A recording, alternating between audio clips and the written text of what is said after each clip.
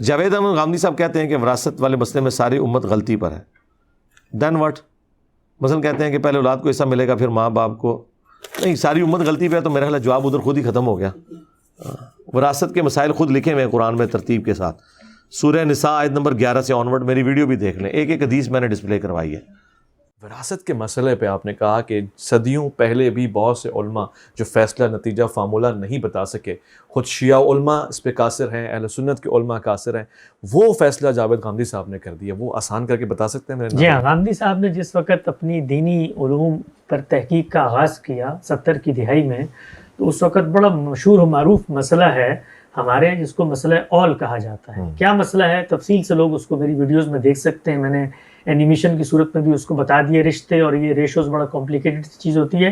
سیدھی بات آپ کو مختصر بتا دیتا ہوں کہ قرآن مجید نے کچھ حصے متعین کیے ہیں. مثلا اگر 12 روپے ہیں تو کہا ہے 6 روپے ایک کو دو، 3 روپے ایک کو دو اور 5 روپے ایک کو دو. تو اب 5 اور 3 8 ہوتے ہیں اور باقی رقم جتنے دینے کو کہا گیا ہے 6 روپے، وہ 12 میں پوری نہیں ہوتی. تو کیا کیا جائے؟ تو پوری امت کے علماء کا اجماع ہے اس بات پر. بہت اعتدال، بڑی ہمبل جگہ پہ کھڑے ہو کے اور بڑی ذمہ داری سے عرض کر رہا ہوں، جو لوگ اس بات میں تحقیق کرنا چاہتے ہیں 1 گھنٹہ نکالیں اپنا اور یہی سوال نامہ بنا کے کسی مسجد کے عالم کے پاس لے جائیں. اجماع ہے پوری امت کا اچھا کہ قرآن مجید کی ہدایت پہ عمل نہیں ہو سکتا. قرآن مجید کی ہدایت پہ عمل نہیں ہو سکتا. قرآن مجید کی ہدایت پر عمل نہیں ہو سکتا. اب کیا کریں؟ اب یہ کرتے ہیں کہ سب کے حصے تھوڑے تھوڑے کم کر دیتے ہیں. جب آپ سب کے حصے کم کریں گے تو اب قرآن مجید کی جو پوری ہدایت تھی اس پہ بھی عمل نہیں ہو سکتا. اگر اس نے کہا تھا کہ شوہر کو 4 روپے دینے ہیں تو کم کر کے اس کے 3 رہ جائیں گے. کہا تھا بیٹیوں کو 8 دینے ہیں تو کم کر کے اس کے 6.5 رہ جائیں گے. تو اس طریقے سے مسئلے کو حل کیا گیا. اجماع امت کیا چیز ہوتی ہے، لوگوں کا اتفاق کیا چیز ہوتی ہے، اس کی یہ اتنی محکم اظہر من الشمس مثال ہے کہ 1 گھنٹے کا اسائنمنٹ ہے. کوئی شخص جس کو لگتا ہے نا کہ ماضی کے علماء کبھی غلطی نہیں کر سکتے اور یہ اٹھیں آج لاہور کی گلیوں سے اور جا کے ڈیلس میں کیمروں میں بیٹھ کے ہمیں دین سکھانے والے، ذرا اس مسئلے کو حل کر کے ہمیں بتا دیں اور پھر زبان کی روح سے کیسے یہ مسئلہ حل کیا ہے. اس کے بعد علماء کو ڈگریاں مانگنے کی کوئی ضرورت باقی نہیں رہی. میرا سوال کلالہ کی وراثت کے بارے میں حسن الیاس صاحب کی ایک ویڈیو سیریز میں انہوں نے علماء کی مس انڈرسٹینڈنگ کی ریزنز بتائی ہیں. 2 ریزنز، ایک حضرت عمر کی کوئی انٹرپریٹیشن یا ڈیسیجن تھا اور دوسرے قرآن کی ورژنز. میں اس بارے میں تھوڑا سا جاننا چاہتا تھا کہ اس کی کیا حقیقت ہے. کیا حضرت عمر سے غلطی ہوئی یا علماء سے مس انڈرسٹینڈنگ ہوئی یا کیا، اور دوسرے قرآن کی ورژنز کے بارے میں؟ ٹھیک ہے جی، شکریہ. سیدنا عمر کی طرف یہ بات منسوب کی جاتی ہے اور اس ضمن میں جتنے پہلو ہیں وہ سارے انہی کی طرف منسوب کیے جاتے ہیں. مثلا یہ کہ حصے تقسیم نہیں ہوئے، لوگوں نے آ کے ان کو بتایا کہ یہ حصے تو تقسیم ہی نہیں ہوتے.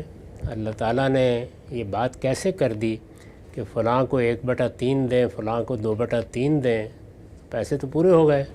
اب اس کے بعد جب اللہ تعالیٰ کہتے ہیں کہ فلاں کو بھی 1/3 دیں تو کہاں سے دیں؟ تو انہوں نے اس کے لیے یہ بتایا جاتا ہے کہ اول کا طریقہ تجویز کیا، یعنی برابر برابر مال میں کمی کر کے تقسیم کر دو حصے. اسی طرح سے یہ معاملہ بھی انہی کی نسبت سے بیان ہوتا ہے کہ ایک تعبیر کے مطابق اخیافی بہن بھائی، یعنی جو ماں پیچھے سے لے کے آئی ہو کسی اور شوہر سے، ان کا حصہ مل جاتا ہے اور سگے بہن بھائیوں کا نہیں ملتا. تو سگے بہن بھائیوں نے آ کے حضرت عمر سے کہا کہ حب بننا ابانا کانا ہمارا، تھوڑی دیر کے لیے فرض کر رہے ہیں کہ ہمارا ابا گدھا تھا تو ہم نے قصور کیا کیا ہے. تو اس کو قضیہ ہماریہ کہتے ہیں. تو انہوں نے کہا کہ بھائی واقعی بات تو تمہاری ٹھیک ہے، یہ تو نہیں ہونا چاہیے کہ اخیافی بہن بھائیوں کو حصہ مل جائے اور سگے بہن بھائی محروم رہ جائیں، یعنی عقل نہیں مانتی. تو انہوں نے کہا کہ اچھا تم لوگ سب مل کے لے لو حصہ. تو یہاں بھی ظاہر ہے یہ سوال پیدا ہوتا ہے کہ یہ کیسے انہوں نے کر دیا. اسی طرح کلالہ کے بارے میں ان کی طرف بعض باتیں منسوب کی گئی ہیں کہ انہیں سمجھ میں نہیں آتا تھا کہ یہ کیا حصہ ہے، بار بار پوچھتے رہے. رسول اللہ سے پوچھا تو آپ نے فرمایا یکفیک آیت السیف، وہ جو گرمیوں کے موسم میں آیت اتری ہے وہ کافی ہے، اس پر غور کرو جا کے. लेकिन वो मुतमिन नहीं हुए और इस तरह में रहे। ये सब बातें उनके बारे में रवायतों में बयान हुई हैं।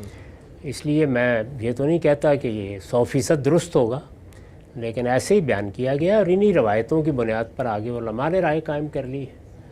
ये तीनों बातें बिल्कुल नाकाबिल फ़हम हैं। अगर ये उनकी तरफ गलत मंसूब हुई हैं तो अल्लाह मंसूब करने वालों को माफ़ फरमाए, और अगर सही मंसूब हुई हैं तो बस हम यही कह सकते हैं कि इंसान थे, गलती हो गई। ठीक है जी, बहुत शुक्रिया।